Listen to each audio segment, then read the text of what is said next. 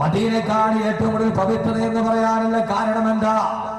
അള്ളാഹുവിന്റെ വിശുദ്ധമായ ഖുർആൻ തന്നെ ലോകത്തോട് പറഞ്ഞ ഓമാ അർസൽനാക ഇല്ലാ റഹ്മത്തൽ ലിൽ ആലമീൻ വമാ അർസൽനാക ഇല്ലാ റഹ്മത്തൽ ലിൽ ആലമീൻ.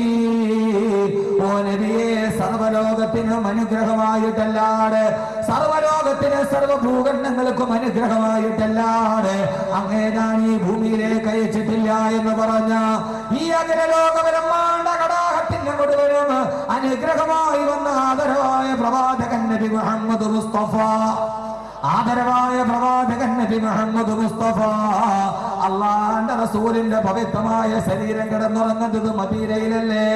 അതുകൊണ്ട് മദീനക്കാണ് പവിത്രതയെന്ന് ഇമാമു ദാരിൽ ഹിജറ എന്ന അപരനാമത്തിൽ അറിയപ്പെടുന്ന ഇമാം മാലിക് റഹ്മത്തുള്ളാഹി തആല അടക്കമുള്ള പണ്ഡിതന്മാര് പലപ്പോഴും പറഞ്ഞിട്ടുണ്ടെങ്കിൽ, എന്റെ പ്രിയപ്പെട്ട സഹോദരങ്ങളെ, പരസ്പര ബഹുമാനം നിലനിർത്തി മറ്റൊന്നിനെ ഇകഴ്ത്താനല്ല, മറ്റൊന്നിനെ താഴ്ത്താനല്ല, ഒന്നിനോടുള്ള അനുരാഗം മനസ്സ് മുഴുവനും നിറഞ്ഞു നിൽക്കുമ്പോ മക്കയാണോ മദീനയാണോ അനുഗ്രഹീതമെന്ന കാര്യത്ത് ലോക പ്രശസ്തരായ മഹാരഥന്മാരായ പണ്ഡിത പടുക്കൾ പോലും തർക്കം പറഞ്ഞ ലോകത്തിലെ ഏറ്റവും വലിയ പുണ്യമായ ഗേഹമില്ലേ, ആ ഗേഹമാണ് മദീന.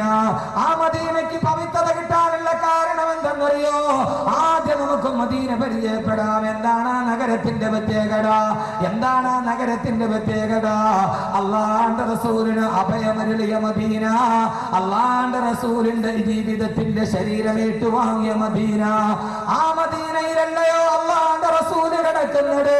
സഹോദരങ്ങളെ, അനുരാഗത്തിന്റെ തീവ്രതയിൽ നോക്കിയാൽ, ആശിക്കിന്റെ ഹൃദയത്തിലൂടെ നോക്കിയാൽ മാറ്റി പറയാൻ കഴിയുമോ?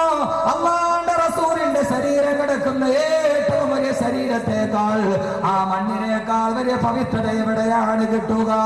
ബഹുമാനപ്പെട്ട കവി പറഞ്ഞതുപോലെ, ആകാശത്തിലേക്ക് നിങ്ങളൊന്ന് നോക്കുക, നീലവിഹായുസിലേക്ക് നിങ്ങളൊന്ന് നോക്കുക, ആകാശത്തിന് നടുവളഞ്ഞിരിക്കുന്നത് കണ്ടോ? ആകാശത്തിലേക്കൊന്ന് കണ്ണു തുറന്നു നോക്കിയാൽ, ആകാശത്തിലേക്കൊന്ന് കണ്ണു തുറന്നു നോക്കിയാൽ ആകാശം എങ്ങനെ വളഞ്ഞിട്ടാണ് ഇരിക്കുക? എങ്ങനെയാണ് ആകാശം വളഞ്ഞതെന്നറിയോ? ഭൂമിയുടെ വളവ് കാണാൻ കഴിയില്ല. ആകാശം നോക്കുക, കിഴക്ക് നിന്ന് പടിഞ്ഞാറോട്ട് പോകുമ്പോൾ ആകാശത്തിന്റെ നടുവിങ്ങനെ വളഞ്ഞു കിടക്കുന്നത് കാണാം. എങ്ങനെയാണ് ആകാശത്തിന്റെ നടു വളർന്നതെന്നറിയോ? അനുരാഗത്തിന്റെ കവി പറയട്ടെ, അഭിലാഷത്തിന്റെ കഥ പറയട്ടെ, അഭിവാദയുടെ കഥ പറയട്ടെ. ആ കവി പറയുകയാണ്, ഭൂമി ആകാശത്തെ നോക്കിയിട്ട് അഹങ്കാരം പറയാൻ തുടങ്ങി. ആകാശത്തെ നോക്കിയിട്ട് ഈ ഭൂമി അഹങ്കാരം പറയാൻ തുടങ്ങിയത്രേ. ആകാശമേ, എന്റെ മുകളിലാണ് നിൽക്കുന്നതെന്ന് കരുതി നീ വല്ലാതെ അഹങ്കരിക്കണ്ട. ആകാശമേ, എന്റെ മുകളിൽ നിലനിൽക്കുന്നു എന്ന് കരുതിയിട്ട് ആകാശമേ നീ വല്ലാതെ അഹങ്കരിക്കണ്ട. പവിത്രതയുടെ കാര്യത്തിൽ നിന്നേക്കാൾ ഭാഗ്യവതി ഞാനാണ്. കാരണം എന്തെന്നറിയോ? കാരണം എന്തെന്നറിയോ? അന്ന് ഹോഗയി പുഷ്ടി ബൽക്കേ ജമീൻ സേ. ഇത് കേട്ടപ്പോൾ ആകാശത്തിന്റെ നടുവളഞ്ഞു പോയി. ഭൂമി പറഞ്ഞു, ആകാശമേ, ആകാശമേ, എന്റെ മുകളിൽ നിൽക്കുന്നു എന്ന് കരുതിയിട്ട് നിനക്കല്ല പവിത്രത കൂടുതൽ. ഏറ്റവും കൂടുതൽ പവിത്രതയുള്ളത് എനിക്കാണ്. കാരണം എന്തെന്നറിയോ? എന്റെ പള്ളയിലല്ലയോ മുഹമ്മദ് റസൂലുള്ളാഹ്, എന്റെ പള്ളയിലല്ലയോ, എന്റെ ഗർഭപാത്രത്തിന്റെ ഉള്ളിലല്ലയോ മുഹമ്മദ് റസൂലുള്ള കിടന്നുറങ്ങുന്നത്? ആകാശമേ, നിന്റെ ഉള്ളിലല്ല.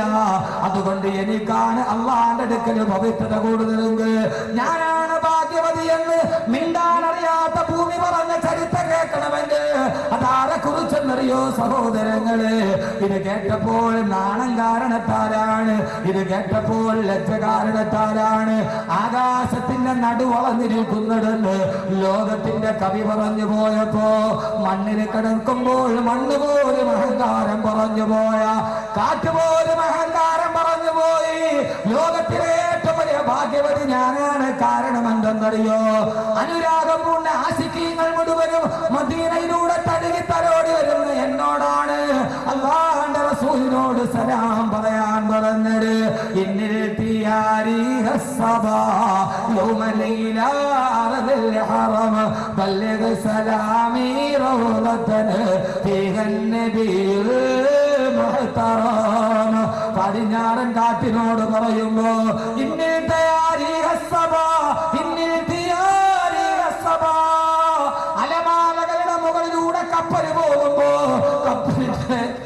കപ്പലിന്റെ മുകൾ തട്ടിൽ നിൽക്കുമ്പോ ആ കപ്പല് മദീനയുടെ ഭാഗത്തേക്കല്ല, കപ്പലിൽ നിൽക്കുമ്പോ പാഞ്ഞു വരുന്ന പടിഞ്ഞാറൻ കാറ്റിനോട് അനുരാഗത്തിന്റെ ഭാഷയെ, പടിഞ്ഞാറൻ കാട്ടേ നീ പോകുന്നത് മദീനയിലേക്കാണെങ്കിൽ ഇന്നിൽ തിയാരി ഹസ്സബ, ഇന്നിൽ തിയാരി ഹസ്സബ യൗമനീനാറിൽ ഹറം.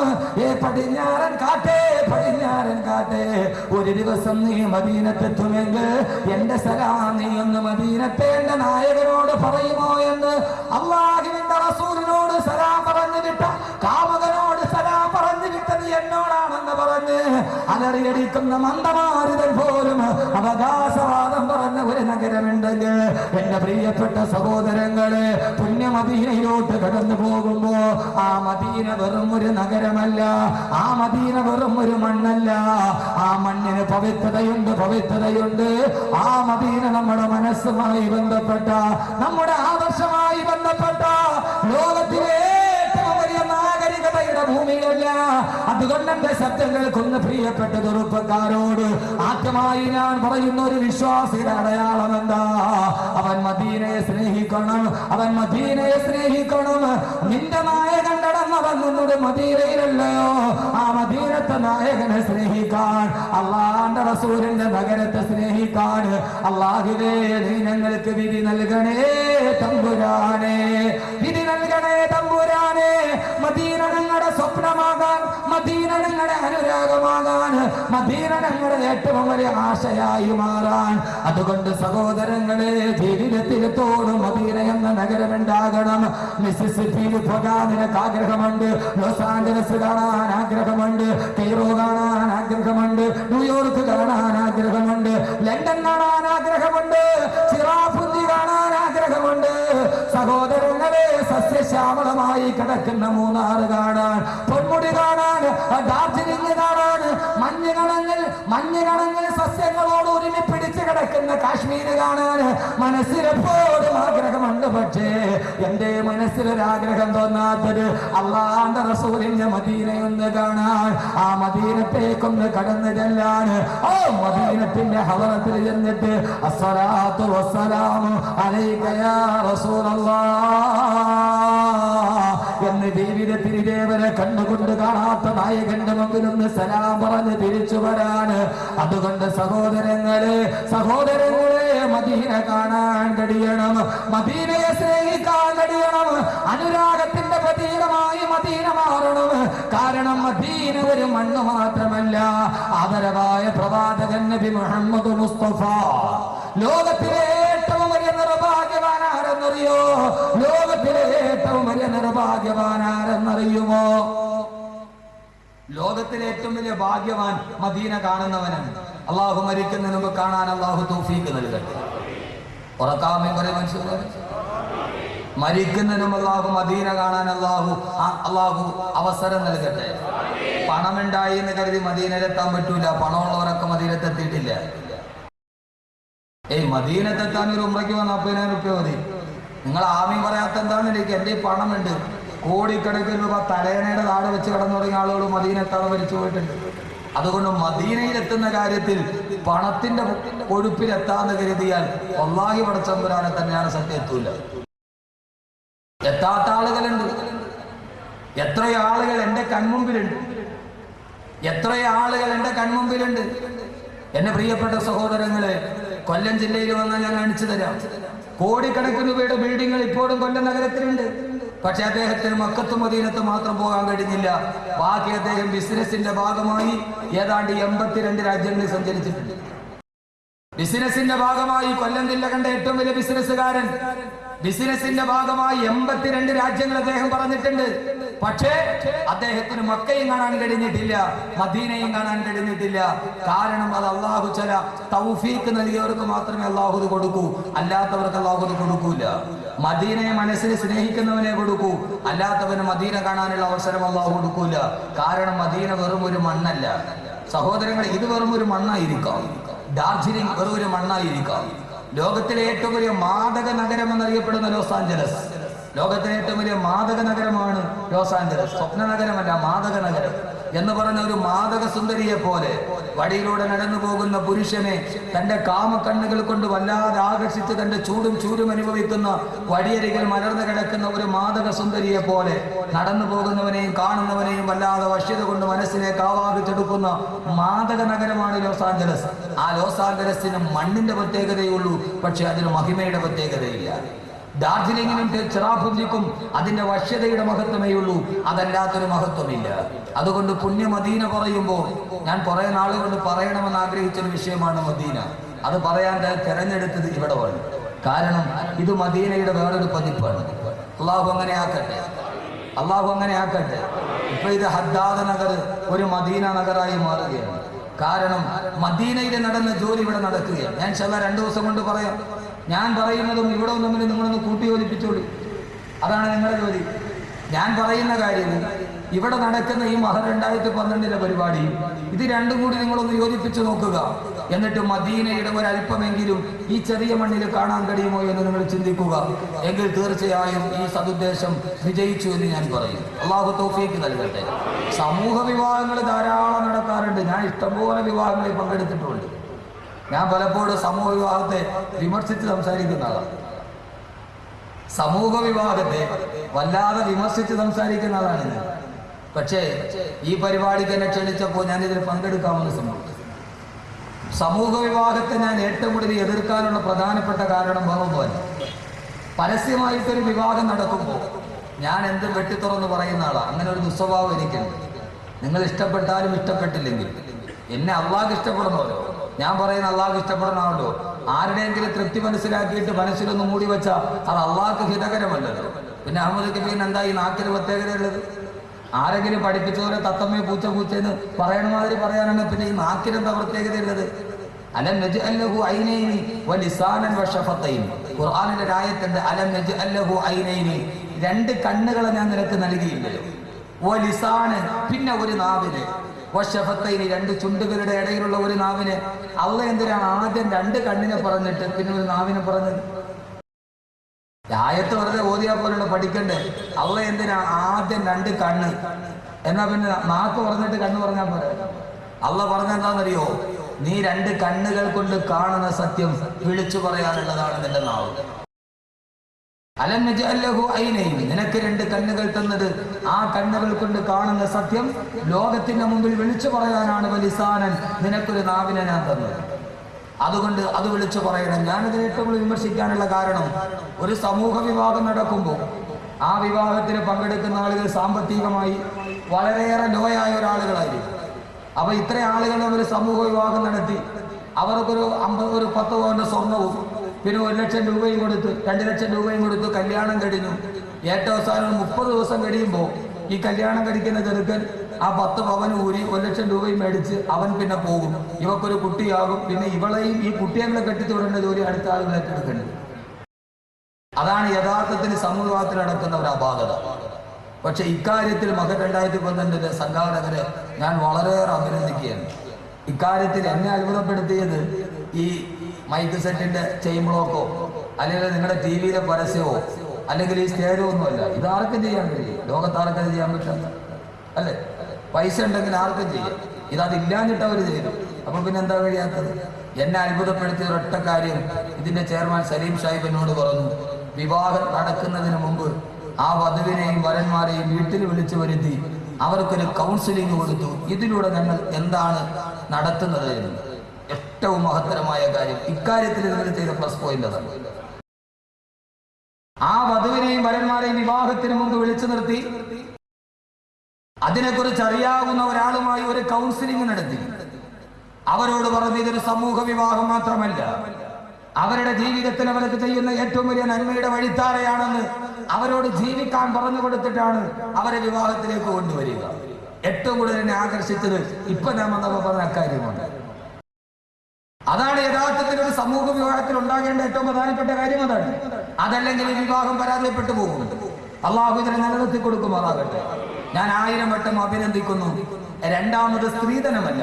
1 5 പവന്റെ സ്വർണം ഓരോ പെൺകുട്ടികൾ അല്ലെ, ഓരോ പെൺകുട്ടികൾക്ക് വിവാഹം ചെയ്യുന്ന ആൾക്ക് അവർക്ക് 2 പേർക്കും ജീവിക്കാൻ വേണ്ടി ഓരോ ഓട്ടോറിക്ഷയും ഇത് വല്ലാത്ത ഹൗദിനതീമുള്ളവർക്കല്ലാതെ ചെയ്യാൻ പറ്റും. അള്ളാഹു നിങ്ങളെ അനുഗ്രഹിക്കട്ടെ. അള്ളാഹു നിങ്ങളെ അനുഗ്രഹിക്കട്ടെ. അള്ളാഹു ഈ സതുദ്ദേശത്തിന്റെ പ്രതിഫലം അള്ളാഹു കുടുംബത്തിലും ഇഹത്തിലും പരത്തിലും അള്ളാഹു നൽകി അനുഗ്രഹിക്കുമാറാകട്ടെ. റബ്ബ് സുബ്ഹാനഹു വ തആല ഇതിന്റെ സംഘാടകർ ഇൻഷാ അല്ലാഹ് ഇതിന് നിങ്ങൾക്ക് കിട്ടുന്ന പ്രതിഫലം 4 കാര്യങ്ങളാണ്. നാളെ അത് പറയാം. ഇത് നടത്തുന്നവർക്ക് കിട്ടുന്ന പ്രതിഫലം എന്താ? നമ്മുടെ ഖുർആൻ, ഫിളൗൽ ഖുർആൻ, ഖുർആന്റെ വെളിച്ചത്തിൽ അത് ഇൻഷാ അല്ലാഹ് നാളെയാണ്. അള്ളാഹു ഈ സംഘാടകർക്ക് അതിനെ നല്ല പ്രതിഫലം കൊടുത്ത് അനുഗ്രഹിക്കട്ടെ. ആമീൻ പറയും മനുഷ്യന്മാര്. ഈ അള്ളാഹ് കൊടുക്കുന്ന പ്രതിഫലം എല്ലാം കൂടെ അവർക്ക് കൊടുത്താൽ മതി, നമുക്കും വേണ്ടേ? നിങ്ങൾ വെറുതെ കേട്ടിട്ട് പോയി. ഇത് നടത്തുന്നതിന്റെ പ്രതിഫലം അവർക്ക് മാത്രം കൊടുത്താൽ പോരല്ലോ, നമുക്കും വേണ്ട ഈ പ്രതിഫലം. 4 പ്രതിഫലം കിട്ടും ഇൻഷാ അല്ലാഹ് നാളെ ഞാൻ പറഞ്ഞുതരാം. ഇൻഷാ അല്ലാഹ് നാളെ ഞാൻ പറഞ്ഞുതരാം. ഖുർആൻ മാത്രം വെച്ച് ഈ സമൂഹ വിവാഹം നടക്കുന്നതിന്റെ പ്രതിഫലം എന്താണ് ഇൻഷാ അല്ലാഹ് നാളെ പറയാം. അള്ളാഹു ആഫിയത്ത് നൽകി. അതിനുവേണ്ടിയാണ് പുണ്യ മദീന ഞാൻ തിരഞ്ഞെടുത്തത്. അതുകൊണ്ട് സഹോദരങ്ങളെ, ഏതിനും കൽബിനൊരു ആഗ്രഹമാണ്. ഏതിനും ഒരു അവയവമുണ്ട്, ഹൃദയം. അതിനൊരു ആഗ്രഹം ഉണ്ടാവണം. വെളിയിലെ പത്രാസും വെളിയിലെ പ്രതാപവും വെളിയിലെ പണവുമല്ല, മനസ്സിന്റെ ഉള്ളിൽ ഒരാഗ്രഹം ഉണ്ടാകണം. കഴിയും ഇൻഷാ അല്ലാഹ്. അടുത്ത മഹർ 2013 10 പേരുടെ വിവാഹമായിരിക്കും. അള്ളാഹു കബൂലാക്കട്ടെ. ആമീൻ പറയാത്ത എന്താ? അവര് കഴിയണം ഇതെങ്കിലും ഒന്ന് കഴിച്ചിനായി കിട്ടിയെന്ന് പറഞ്ഞാൽ അവരിരിക്കുക ഇല്ല. ഇൻഷാ അല്ലാഹ് ഇത് ഏറ്റവും നന്നായിട്ട് നടക്കും. അള്ളാഹു കബൂലാക്കട്ടെ. അതിനാദ്യം ഒരാഗ്രഹം ഉണ്ടാകണം. ഏതാഗ്രഹം? മദീനയെ കുറിച്ചുള്ള ആഗ്രഹം. ഞാൻ പറയുന്നു, ഈ സഹജീവികളെ സ്നേഹിക്കുക എന്ന ലോകത്തിന്റെ ബാലപാഠം ലോകത്ത് പഠിപ്പിച്ചു കൊടുത്തത് ആരെന്നറിയുമോ? മദീനയാണ്. അതുകൊണ്ട് ആദ്യം മദീന പരിചയപ്പെടുക. കാരണം ആ മദീനയുടെ പ്രതിഫലം വല്ലാത്ത പ്രതിഫലമാണ്. ലോകത്തിലെ ഏറ്റവും വലിയ നിർഭാഗ്യവാനാരാണ്? ലോകത്തിലെ ഏറ്റവും വലിയ നിർഭാഗ്യവാനാരാണ്? ഏറ്റവും വലിയ ഭാഗ്യവാൻ അള്ളാഹുവിന്റെ വിശുദ്ധനായ പ്രവാചകൻ നബി മുഹമ്മദ് മുസ്തഫ. അള്ളാഹുവിന്റെ പ്രവാചകന്റെ മദീനയിൽ കാലു ചുറ്റിയവരാണ്. പക്ഷെ ഏറ്റവും വലിയ നിർഭാഗ്യവാൻ ആരെന്നറിയുമോ? വിവാഹം കഴിഞ്ഞിട്ട് സന്താനങ്ങളില്ലാത്തവരല്ല, ജീവിതത്തിൽ കിടന്നുറങ്ങാൻ ഒരു ചെട്ടയില്ലാത്തവനല്ല. ലോകത്തിലെ ഏറ്റവും വലിയ നിർഭാഗ്യവാൻ കപ്പിനും ചുണ്ടിനും ഇടയിൽ ഏറ്റവും വലിയ മഹാഭാഗ്യം നഷ്ടപ്പെടുത്തിയവനല്ല. കാരണം എന്തെന്നറിയോ സഹോദരങ്ങളെ? ലോകത്തിലെ ഏറ്റവും വലിയ നിർഭാഗ്യവാനാരാ? എന്റെ ശബ്ദം കേൾക്കാൻ ഒരിക്കൽ കൂടി ഈ കാഞ്ഞങ്ങാടിന് മണ്ണിൽ, ഈ ഹദ്ദാദ് മണ്ണിൽ ഒരുമിച്ച് കൂടി എന്റെ പ്രിയപ്പെട്ട സഹോദരങ്ങളോട് അനുരാഗത്തിന്റെ ഭാഷയിൽ അഹമ്മദ് കബീർ ഒരു വാക്ക് പറയട്ടെ. ലോകത്തിലെ ഏറ്റവും വലിയ നിർഭാഗ്യവാനാരാ? സഹോദരങ്ങളെ, ഗൾഫിൽ 4 പ്രാവശ്യം പോയിട്ട് ബിസിനസ് തൊട്ടിട്ട് മടങ്ങി വന്നവനല്ല. ഈ ദുനിയാവിൽ ഒരു നേരത്തെ ഭക്ഷണം കഴിക്കാനില്ലാത്തവനല്ല. ലോകത്തിലെ ഏറ്റവും വലിയ നിർഭാഗ്യവാനാരെന്നറിയോ? ബഹുമാനപ്പെട്ട അല്ലാമായി പറഞ്ഞതുപോലെ അള്ളാന്റെ റസൂലിന്റെ മനസ്സെന്ന കൊട്ടാരത്തിന്റെ മാണിക്യ കുയിലാക്കി വെച്ച, അള്ളാന്റെ റസൂലിന്റെ ഹൃദയത്തിന്റെ ഉള്ളിൽ വെച്ച ബഹുമാനപ്പെട്ട പ്രവാചകന്റെ പ്രിയപ്പെട്ട അനുരാഗികൾ പറഞ്ഞു, ലോകത്തിലെ അവൻ ഏറ്റവും വലിയ നിർഭാഗ്യവാനാരാണ്? ആരെന്നറിയുമോ? മദീനത്തിൽ കാല് ചവിട്ടാൻ അവസരം ലഭിച്ചിട്ട്, അള്ളാന്റെ റസൂല് കിടന്നുറങ്ങുന്ന മദീനത്തെ മണ്ണിൽ കാല് ചവിട്ടാൻ അവസരം ലഭിച്ചിട്ട് ആ മദീനത്തെ മണ്ണിൽ നിന്ന് തിരിച്ചു സ്വന്തം നാട്ടിലെ കാര്യം വന്നോ, അവനാണ് ലോകത്തിലെ ഏറ്റവും വലിയ നിർഭാഗ്യവാനെന്ന്. സഹോദരങ്ങളെ, അനുരാഗത്തിന്റെ ഭാഷയാണിത്, അനുരാഗികളുടെ ആശിക്യങ്ങളുടെ ഭാഷയാണിത്.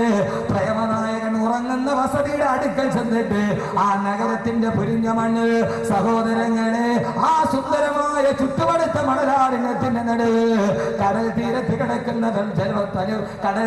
കിടക്കുന്ന മണ്ണിന് വല്ലാത്ത ഉപ്പുരസമാണ്. 7 കടൽ തീരത്തെ മണ്ണിനും ഉപ്പുരസമാണ്. പക്ഷേ സഹോദരങ്ങളെ, കരയിലെ ഏതെങ്കിലും മണ്ണിന് ഉപ്പുരസമുണ്ടെങ്കിൽ ആ ഉപ്പുരസമുള്ള മണ്ണേടെന്നറിയോ? ഏറ്റവും വലിയ മണ്ണേടെന്നറിയോ? ആദരവായ പ്രവാചകൻ നബി മുഹമ്മദ് മുസ്തഫ. അള്ളാന്റെ റസൂലിന്റെ റൗള ശരീഫിന്റെ ചുവട്ടിൽ കിടക്കുന്ന മണ്ണില്ലയോ? ആ മണ്ണെടുത്താൽ വല്ലാത്ത ഉപ്പുരസമാ. കാരണം എന്തെന്നറിയോ? കടൽ വെള്ളത്തിന്റെ ഉപ്പുരസമല്ല. ലക്ഷക്കണക്കിന് ആളുകൾ ഓടി വന്നിട്ട് അവരവരുടെ വിഷമങ്ങൾ ഉറക്കെ പറഞ്ഞ് കരഞ്ഞ് കണ്ണിലൂടെ കണ്ണുനീര് തടം തള്ളിയാ തുടങ്ങി.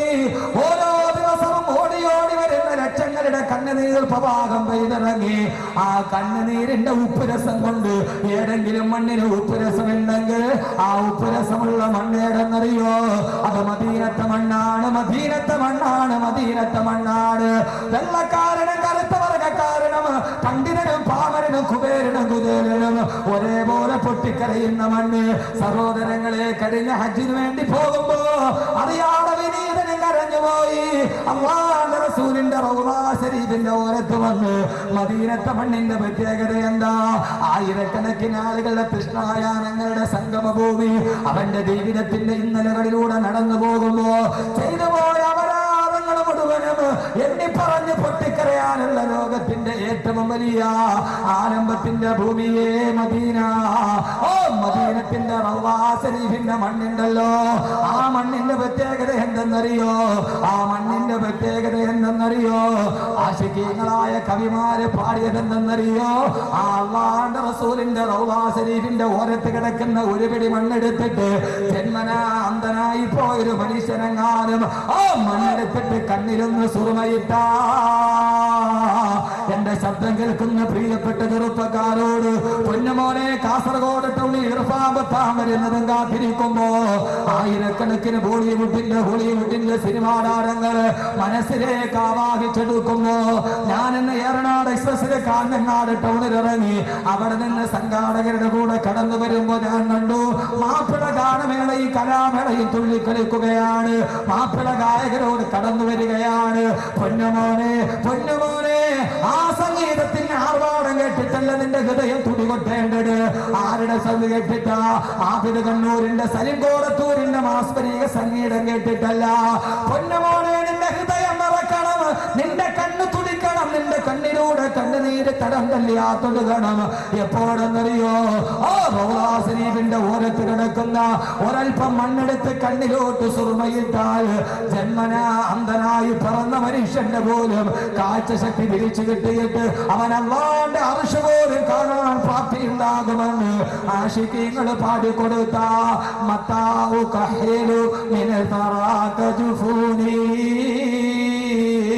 മത്താ ഫൂസു ബിനറത്തിൻ മിൻ സയ്യിദി. അല്ലാഹുവിന്റെ റസൂലിന്റെ റൗള ശരീഫിന്റെ ചാരത്ത് കിടക്കുന്ന ഒരു പിടി മണ്ണെടുത്തിട്ട് എനിക്കപ്പോഴാണ് ഒന്ന് കണ്ണിന് സുറുമയിടാൻ കഴിയുന്നതെന്ന് ആശിഖീങ്ങൾ പാടിപ്പോയൊരു നഗരമുണ്ടോ? ആ നഗരം ഒരേ ഒരു നഗരം മാത്രമാണ്, അല്ലാഹുവിന്റെ റസൂലിന്റെ പ്രിയപ്പെട്ട മദീന. അല്ലാഹുവിന്റെ റസൂലിന്റെ ലോകത്തിന്റെ ഈമാനിന്റെ ക്യാപിറ്റൽ സിറ്റി മദീനത്തുൽ മുനവ്വറ. ഓ, മദീനത്തുൽ മുനവ്വറയിൽ ഒന്ന് കാല് ചവിട്ടിയിട്ട് ആ മദീനയിൽ നിന്ന് തിരിച്ചു സ്വന്തം നാട്ടിലോട്ട് തിരിച്ചു വന്നവന് ഹദ്ദാദ് നഗറിലോ മൗവലിലോ പൗവലിലോ ഈ കാസർഗോഡേക്ക് തിരിച്ചു വന്നവന് അവൻ ലോകത്തിലെ ഏറ്റവും വലിയ നിർഭാഗ്യവാനാ. കാരണം എന്തെന്നറിയോ? സഹോദരങ്ങളെ, ജീവിതത്തിൽ കൈവെള്ളയിൽ വന്ന ഭാഗ്യം നഷ്ടപ്പെടുത്തിയവനാ, കൈവെള്ളയിലുള്ള ഭാഗ്യം നഷ്ടപ്പെടുത്തിയവനാ. ആ ഭാഗ്യമൊത്തപ്പോ കഴിഞ്ഞ ഹജ്ജിന് പോയപ്പോ എന്റെ കൂടെ 206 ഹാജിമാരുണ്ട്. മദീനത്ത് വെച്ച് അവർക്ക് ക്ലാസ് എടുക്കുമ്പോ അവസാനം റസൂലുള്ളാഹിയുടെ റൗള ശരീഫ് കാണാം. ഹോട്ടൽ മുറിയിലിരുന്ന ആ റസൂലുള്ളാഹിയുടെ കുബ്ബത്തുൽ ഖദറാ കാണാം. പച്ചക്കുപ്പ കണ്ടുകൊണ്ട് ഹാജിമാർക്ക് ക്ലാസ് എടുക്കുമ്പോ അവരോട് ഞാൻ പറഞ്ഞു പോയി, നിങ്ങൾ ദുആ ചെയ്യണേ, നിങ്ങൾ ദുആ ചെയ്യണേ, നിങ്ങൾ ദുആ ചെയ്യണേ. എന്തിനാണ് ഉസ്താദേ ദുആ ചെയ്യുന്നത്? അവിടെ ഇരുന്നു കൊണ്ട് അനുരാഗത്തോടെ ഞാൻ അറിഞ്ഞുകൊണ്ട് പറഞ്ഞു പോയി, ഈ മദീനത്ത് കിടന്ന് എനിക്കൊന്ന് മരിക്കണം. ഞാൻ എന്റെ വീട്ടിലേക്കില്ല, ഈ മദീനത്ത് കിടന്ന് മരിക്കാൻ അഹമ്മദ് കബീറിനൊരു ഭാഗ്യം കിട്ടാൻ നിങ്ങളൊന്ന് ദുആ ചെയ്യുമോ? അവരെല്ലാവരും പെട്ടെന്നോട് പറഞ്ഞു, എന്താ ഉസ്താദേ പറയുന്നത്? നിങ്ങളുടെ വഴുത് കേട്ട് കൊതി തീർന്നിട്ടില്ല, നിങ്ങളുടെ ക്ലാസ് കേട്ട് കൊതി തീർന്നിട്ടില്ല, വീട്ടിലെ മക്കള് കാത്തിരിക്കുകയല്ലേ, എന്താ പറയുന്നത്? ഞാൻ പറയുന്നത് കേട്ടാൽ നിങ്ങളും ആഗ്രഹിച്ചു പോകും. എന്നിട്ട് ഞാൻ അല്ലാഹുവിന്റെ റസൂലിന്റെ ഒരു ഹദീസ് പറഞ്ഞു, എന്റെ പുണ്യമദീന തുടങ്ങുകയാണ്. ആ മദീനത്തിന്റെ ഏറ്റവും വലിയ വലിയ പ്രാമുഖ്യം ഏതെന്നറിയോ? പൊന്നു സഹോദരങ്ങളെ, സഹോദരിമാരെ, അള്ളാന്റെ റസൂല് പറഞ്ഞതല്ല, ഇവിടെ നിന്ന് ഗൾഫിലോട്ട് പോകുന്നത് ജീവിക്കാനാ, ഇവിടെ നിന്ന് ബഹ്റൈനിലോട്ട് പോകുന്നത് ജീവിക്കാനാ, ഇവിടെ നിന്ന് സൗദിയിലേക്ക് പോകുന്നത് ജീവിക്കാനാ, ഇവിടെ നിന്ന് ഷാർജയിൽ പോകുന്നത് ജീവിതം കരുപ്പിടിപ്പിക്കാനാ, ഇവിടെ നിന്ന് അബൂദബിയിൽ പോകുന്നത് ജീവിക്കാൻ വേണ്ടിയാ. പക്ഷേ ഇവിടെ നിന്ന് മദീനയിൽ പോകുന്നത് ജീവിക്കാനല്ല, അവിടേക്ക് പോകുന്നത് മരിക്കാനാണ്, മരിക്കാനാണ്, മരിക്കാനാണ്. മരിക്കാൻ വേണ്ടി ഏതെങ്കിലും ഒരു നാട്ടിലേക്ക് പോകണോ? അതേത് നാടെന്നറിയുമോ? അബുദാബിയിലല്ല, ഷാർജയിലല്ല. പൊന്നു ചെറുപ്പക്കാരെ, ഹൃദയത്തിന്റെ ഉള്ളിൽ അല്ലാഹുവിന്റെ റസൂലിന്റെ ആ പൊഞ്ചകപ്പോ പതനമുണ്ടെങ്കിൽ മദീനയിലേക്ക് പോകുന്നത് ജീവിക്കാനല്ല, മദീനയിലേക്ക് പോകുന്നത് മരിക്കാനാണ്, മരിക്കാനാണ്, മരിക്കാനാണ്. കാരണം അല്ലാഹുവിന്റെ റസൂലല്ലയോ പറഞ്ഞത്, മനിസ്തതാഅ മിൻകും മയ്യമുതു ഫിൽ മദീന ഫല്യമുതു ഫിൽ മദീന. അല്ലാഹുവിന്റെ റസൂല് പറഞ്ഞു, മനിസ്തതാഅ മിൻകും മയ്യമുതു ഫിൽ മദീന. ആർക്കെങ്കിലും മദീനത്ത് കിടന്ന് മരിക്കാൻ ഭാഗ്യം ലഭിച്ചാൽ, ആർക്കെങ്കിലും മദീനത്ത് കിടന്ന് മരിക്കാൻ കഴിഞ്ഞാൽ, ആർക്കെങ്കിലും മദീനയിൽ കിടന്ന് മരിക്കാൻ ഒരു അവസരം കിട്ടിയാൽ, ഫല്യമുതു ഫിൽ മദീന, അവൻ മദീനയിൽ കിടന്ന് മരിച്ചു കൊള്ളട്ടെ. ആർക്ക് മരിക്കാൻ അവസരം കിട്ടിയോ അവൻ എന്റെ ഈ മണ്ണിൽ കിടന്ന് മരിക്കട്ടെ. എന്തെന്നറിയോ? നാളെ പരലോകത്ത് അവന് വേണ്ടി സ്വർഗത്തിന് ഞാൻ ശുപാർശ ചെയ്യുമെന്ന്. നാളെ അവന് സ്വർഗത്തിന് വേണ്ടി, നാളെ ഞാൻ അവന് വേണ്ടി ശുപാർശ ചെയ്യുമെന്ന് ഇതേവരെ കള്ളം പറഞ്ഞിട്ടില്ലാത്ത മുഖ്ബിറെ സാദിഖ് നബി മുഹമ്മദ് റസൂലുള്ളാഹ്. സഹോദരങ്ങളെ, മദീന മരിക്കാൻ ആഗ്രഹിക്കുന്ന നാട്, ജീവിക്കാൻ ആഗ്രഹിക്കുന്ന നാടല്ല. ആ മദീനയിൽ ചെന്ന് മരിക്കണം, മദീനത്ത് കിടന്ന് മരിക്കണം. ആ സമയത്ത് ഞാൻ എന്റെ ഭാര്യ മറന്നു, ഞാൻ എന്റെ പൊന്നുമക്കളെ മറന്നു. സഹോദരങ്ങളെ, എന്നെ കാത്തിരിക്കുന്ന എന്റെ മക്കളെ ഞാൻ മറന്നു. ആ സമയത്ത് ഒറ്റ ആഗ്രഹമേ ഉള്ളൂ, ഒറ്റ ആഗ്രഹമേ ഉള്ളൂ, അല്ലാഹുവിന്റെ റസൂലിന്റെ പുണ്യ മദീനയിൽ കിടന്ന് മരിക്കണം. മനിസ്തതാഅ മിൻകും മയ്യമുതു ഫിൽ മദീന ഫല്യമുതു ഫിൽ മദീന. അവിടെ കിടന്ന് മരിക്കാൻ അവസരം കിട്ടുന്നവന് ആ മദീനത്ത് കിടന്ന് മരിച്ചു കൊള്ളട്ടെ. നാളെ അവന് വേണ്ടി ഞാൻ സ്വർഗത്തിന് ശുപാർശ ചെയ്യുമെന്ന്. ഇതിനേക്കാൾ വലിയ ഇനിയൊരു ലാഭം ഈ ദുനിയാവിൽ എന്ത് നേടാൻ? അതിനേക്കാൾ വലിയൊരു ലാഭം ഈ ജന്മം കൊണ്ടിനി എവിടെ നേടാനാണ്? അല്ലാഹുവേ, അല്ലാഹുവേ, മദീനയോടുള്ള അനുരാഗം ഞങ്ങളുടെ മനസ്സിൽ നീ നിറയ്ക്കണേ തമ്പുരാനേ. അല്ലാഹുവേ, മദീന ഞങ്ങളുടെ മനസ്സിന്റെ ഉള്ളിലാവണം. ദിൽ തടപ്താ മജൽതാ ഹെ മേരാ ജബ് ഭി ആതാ ഹെ ഹജ്ജ് കാ മദീന. ദുൽഹജ്ജിന്റെ മാസം എത്തുമ്പോ എന്റെ മനസ്സിന് വല്ലാത്ത സന്തോഷമാണ്. മദീന കാണാമല്ലോ, ഖുബ്ബത്തുൽ ഖദറാ, അല്ലാഹുവിന്റെ റസൂലിന്റെ പച്ചക്കുബ്ബ കാണാമല്ലോ. അല്ലാഹു തൗഫീഖ് നൽകട്ടെ, അല്ലാഹു തൗഫീഖ് നൽകട്ടെ, അല്ലാഹു തൗഫീഖ് നൽകട്ടെ. ഇതുകൊണ്ടാണ് ഇമാമു ദാരിൽ ഹിജ്റ ഇമാം മാലിക് റഹ്മത്തുള്ളാഹി തആല അലൈഹി മദീനത്ത് തന്നെ കടന്നുറങ്ങിയത് മദീനത്ത് മരിക്കാൻ വേണ്ടി, മദീനത്ത് മരിക്കാൻ വേണ്ടി. ഇതാണ് മദീനയുടെ പ്രത്യേകത. എല്ലാം പറഞ്ഞേക്കാനുള്ള സമയം നമുക്കില്ല. ഇതാണ് മദീനയുടെ പ്രത്യേകത. അല്ലാഹു സുബ്ഹാനഹു വ തആല നമുക്ക് ആ മദീനയിലുള്ള അനുരാഗം നൽകി അനുഗ്രഹിക്കുമാറാകട്ടെ. മദീനയോട് മാത്രമല്ല, മദീനയോട് മാത്രമല്ല, അല്ലാഹുവിന്റെ തിരുദൂതർ പറഞ്ഞു, മൻ ഖാദ അഹ്ലൽ മദീന. അല്ലാഹുവിന്റെ റസൂൽ പറഞ്ഞു, നന്നായിട്ട് കേട്ടോളി, ഗൾഫിൽ പോയി മദീനത്തൊക്കെ ജോലി ചെയ്യുന്നവർ നന്നായിട്ട് കേട്ടോളി. മൻ ഖാദ അഹ്ലൽ മദീന, ആരെങ്കിലും എന്റെ മദീനത്തെ നാട്ടുകാരെ വഞ്ചിച്ചാൽ, അന്നത്തെ നാട്ടുകാർ മാത്രമല്ല ഇന്നത്തെ നാട്ടുകാരും. ഇവിടെ നോക്ക്, മദീനയിലൊക്കെ കച്ചവടം ചെയ്യാൻ ആളുകളുണ്ടല്ലോ, ധാരാളം ആളുകളുണ്ട്. അല്ലാഹു നല്ല ബറക്കത്ത് കൊടുക്കട്ടെ. ചെറുക്കളയിലുള്ള ഒരു സുഹൃത്തുണ്ട്, മദീനയിലാണ്. അല്ലാഹു നല്ല ബറക്കത്ത് കൊടുക്കട്ടെ. മദീന വളരെ ഗൗരവത്തോടെ സമീപിക്കേണ്ട ഒരു നാടാണ് മദീന. അല്ലാഹുവിന്റെ പ്രവാചകൻ പറഞ്ഞു,